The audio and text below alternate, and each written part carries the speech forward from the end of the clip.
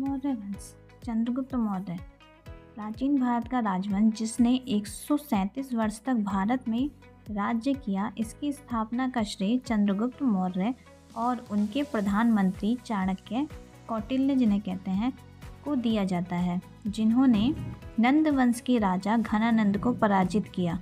चंद्रगुप्त मौर्य के गुरु और प्रधानमंत्री चाणक्य थे। इन्होंने अपना राजधानी पाटलिपुत्र को बनाया। 322 ईस्वी में चंद्रगुप्त गद्दी पर बैठा। इनकी माता का नाम मोरा था, जिसका संस्कृत में अर्थ मौर्य होता है, इसलिए इस वंश का नाम मौर्य वंश पड़ा। इनकी शिक्षा तक्षशिला में हुई थी। विशाल दत्त की पुस्तक मुद्रा राक्षस में नंद वंश के पतन तथा मौर्य वंश के उदय की चर्चा है। विशाल दत्त ने चंद्रगुप्त मौर्य के लिए ब्रशल निम्न जाति शब्द का प्रयोग किया। इनके अनुसार चाणक्य के सहयोग से चंद्रगुप्त मौर्य ने घनानंद का अंत कर दिया और घनानंद की पुत्री दुर्धरा से विवाह कर लिया।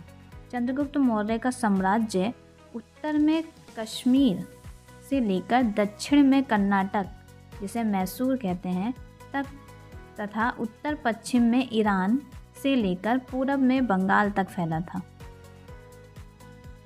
चंद्रगुप्त मौर्य जब मगध का शासक था, तब यूनानी आक्रमणकारी सेल्यूकस निकेटस सिकंदर का थल सेनापति ने आक्रमण कर दिया, किंतु चंद्रगुप्त मौर्य ने उसे पराजित कर दिया और दहेज में एरिया, हेरात, आराकोशिया, कंधार, जड्रोसिया तथा पेरिपनसडाई ले लिया।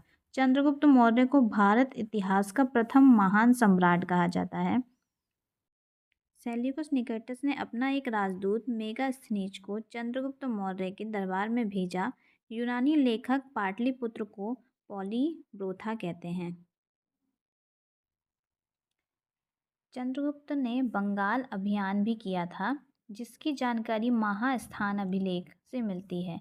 जैन ग्रंथ रजावली में उल्लेख मिलता है कि चंद्रगुप्त मौर्य अपने पुत्र बिंदुसार को गद्दी सौंप दिया था।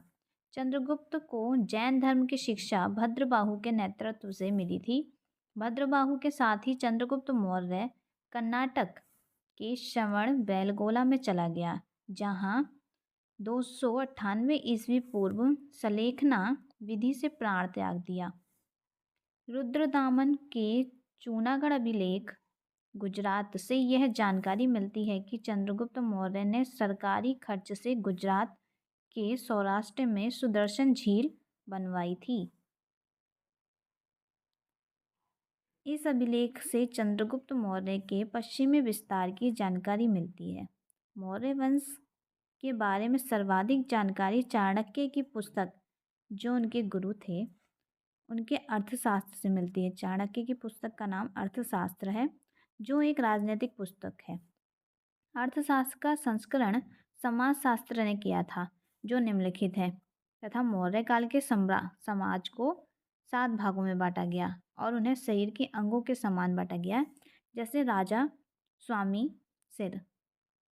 राजा को सिर से समान दिया गया है, शरीर के अंग सिर से। जनपद यानी क्षेत्र के लोगों को पैरों के बराबर माना गया है। कोश धन को मुख से माना गया है। मित्र को कान से माना गया है। मंत्री को आँख के बराबर माना गया है। दुर्ग किला को बाह के बराबर माना गया है। दंड न्याय को मस्तिष्क के बराबर माना गया है। 500 हाथी उपहार में सेल्यूकस को दिए चंद्रगुप्त ने, जब सेल्यूकस हार गया था तो।